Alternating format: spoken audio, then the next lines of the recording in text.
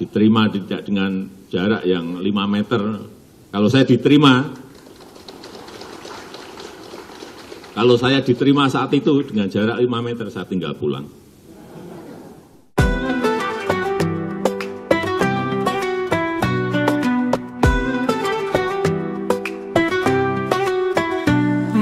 Indonesia dan Rusia menyimpan hubungan kedekatan yang sangat misterius. Jika dilihat dari segi militer kekuatan negara, jelas Rusia berada di level yang lebih tinggi bahkan sekelas dengan Amerika Serikat. Namun, untuk urusan politik bilateral antar kedua negara, siapa sangka Rusia sangat hormat pada Indonesia. Berdasarkan sejarahnya, negara yang berjuluk beruang merah tersebut sejatinya telah mengenal Indonesia sejak lama. Rusia yang dulu bernama Uni Soviet mendukung penuh kemerdekaan Indonesia, hingga mengirimkan bantuan militer secara besar-besaran untuk mengusir para penjajah. Tidak sampai di situ saja, kedua pemimpin negara sangat akrab dengan saling mengunjungi antara Moskow dan Jakarta.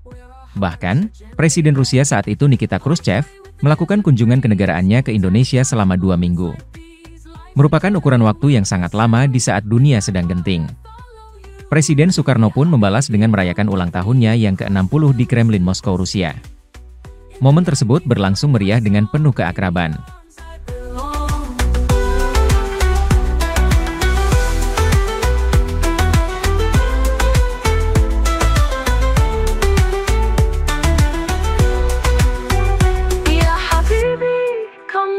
Across the dunes to the sea.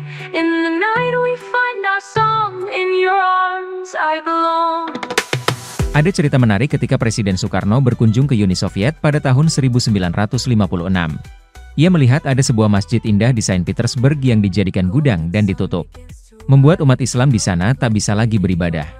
Bung Karno lalu meminta pada Nikita Khrushchev untuk mengembalikan fungsi masjid tersebut. Ajaibnya, dalam hitungan hari masjid itu pun kembali menjadi tempat ibadah. Menjadi bukti bahwa negara komunis tersebut sangat respect pada Indonesia.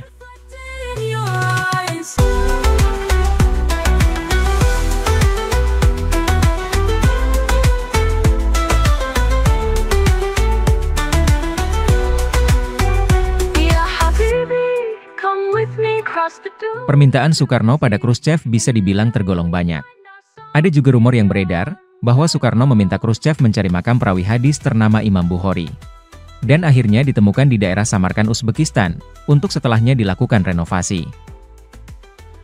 Tidak dipungkiri, kepopuleran Imam Al-Bukhari sebagai seorang ahli hadis mampu menjangkau masyarakat umum secara global. Hal ini tidak terlepas dari kisah penemuan makam Imam Al-Bukhari yang menjadi sejarah penting bagi umat muslim dunia. Wapres menyampaikan bahwa penemuan makam Imam Al-Bukhari syarat akan historis dengan Indonesia. Pasalnya, Presiden pertama RI Insinyur Soekarno berperan besar dalam penemuan dan pembangunan makam Imam Al-Bukhari ini. Ini dulu tidak dikenal, tidak ditemukan Imam Bukhari ini.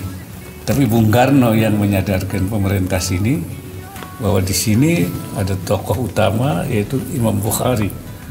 Pada saat Indonesia berperang melawan pasukan sekutu pasca Perang Dunia Kedua, Uni Soviet membantu militer Indonesia secara habis-habisan tanpa mengenal kata ragu. Mulai dari dukungan diplomatik secara penuh pada perang melawan pasukan Inggris dan Belanda di Surabaya, yang menjadi perang terbesar dan terberat dalam sejarah revolusi Indonesia. Operasi pembebasan Irian Barat dari cengkraman Belanda, serta perang Indonesia dalam mendukung revolusi di Malaya, Singapura, Sarawak dan Sabah, yang ditunggangi oleh pasukan sekutu, Inggris, Australia, Selandia Baru, Kanada, juga Amerika Serikat. Dalam memberikan bantuan militernya, Uni Soviet tidak tanggung-tanggung. Semua peralatan militer tercanggih kelas berat diberikan pada Indonesia.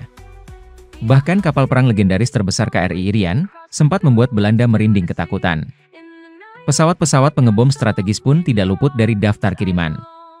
Yang membuat militer Indonesia menjadi kekuatan terbesar di belahan bumi selatan. Namun anehnya, sampai sekarang pun skema pelunasan hutang Indonesia atas pembelian peralatan militer dari Uni Soviet sebesar $450 juta juga masih diselimuti misteri. Apakah Uni Soviet memberi keringanan, atau ada rahasia unik di baliknya? Golden sun begins to rise. Love reflected in your eyes. Love reflected in your eyes.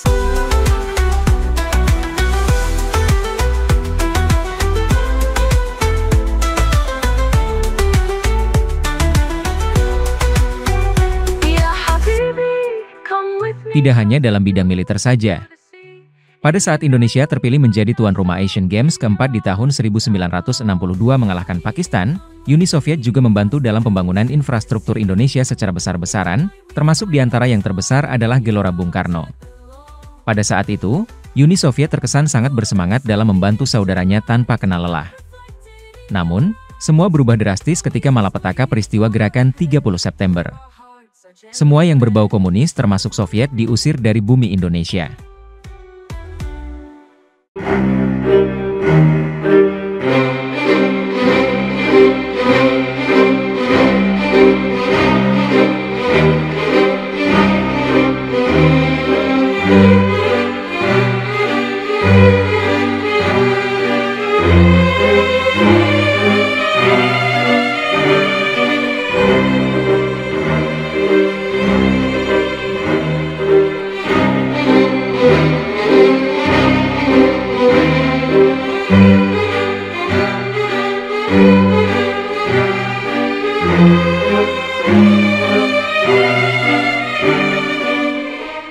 Setelah peristiwa G30S, hubungan Indonesia-Rusia nyaris membeku, kedua negara saling menjaga jarak. Di saat yang sama, Indonesia mulai didekati oleh Amerika dan negara-negara blok barat. Soviet pun yang melihat ini tidak lantas membenci Indonesia. Hanya saja, Soviet tidak dapat berbuat banyak pada situasi politik Indonesia di masa itu. Sementara Soviet sendiri terus mengalami kehancuran hingga terpecah belah di akhir tahun 1991. Hal ini bisa dibuktikan dengan hubungan Indonesia dan Rusia sebagai pewaris inti Uni Soviet, mulai mencair dikala kunjungan Presiden Megawati ke Rusia di tahun 2003. Dalam kunjungan 5 hari tersebut, Megawati bersama Putin menandatangani kontrak pengiriman pesawat tempur Sukhoi Su-27 dan Su-30, yang menjadi alutsista kelas berat modern tercanggih Rusia. Bayangkan saja, fakta unik pembelian pesawat tempur secanggih itu, Rusia rela menukar sebagian dana pembayarannya dengan komoditas perkebunan Indonesia seperti sawit, karet, dan sebagainya. Karena Rusia memahami Indonesia yang baru saja mencoba bangkit dari krisis ekonomi dan membutuhkan peralatan tempur modern. Setelah peristiwa tersebut hingga sekarang, Rusia tampaknya tidak ingin lagi kehilangan Indonesia. Terbukti dengan beberapa kali Presiden Putin meminta izin menyampaikan jasa-jasa Uni Soviet pada Indonesia. Walaupun tampak lancang, akan tetapi ini mengisyaratkan dengan jelas bahwa Rusia sedang membutuhkan Indonesia, di tengah panasnya hubungan Rusia dan blok barat. Bukan itu saja, hal lain juga terlihat dari diundangnya Indonesia pada forum BRICS. Walaupun Indonesia nampak enggan, namun sepertinya Rusia dan Cina sangat menginginkan Indonesia, lebih daripada kebanyakan negara yang ngebet ingin bergabung. Baru-baru ini, Indonesia-Rusia juga melakukan latihan perang angkatan laut bersama dan pertama, dengan skala yang cukup besar.